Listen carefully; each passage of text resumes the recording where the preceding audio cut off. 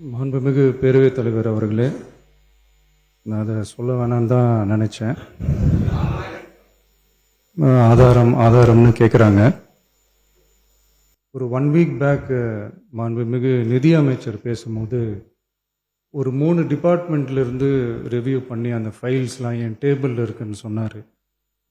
அது ஏதோ போகிற போக்கில் அவர் சொல்லலை, உண்மையிலேயே என் டேபிளில் இருக்கு. அத்தனையும் ப்ரூஃபோடு இருக்கு.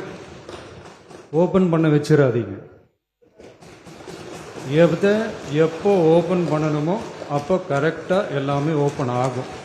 நேற்று முன்தினம் இந்த பேரவையிலே பேசின நம்முடைய முதலமைச்சர் அவர்கள் தன்னுடைய டேபிளில் 3 ஃபைல்ஸ் இருப்பதாகவும் அந்த ஃபைல்ஸை அவர் திறந்து பார்க்க வச்சிடாதீங்க அப்படிங்கிற தோணியில் எங்களுடைய அரசை குற்றம் சாட்டுகின்ற வகையில் குறிப்பிட்டு பேசியிருக்கிறாரு.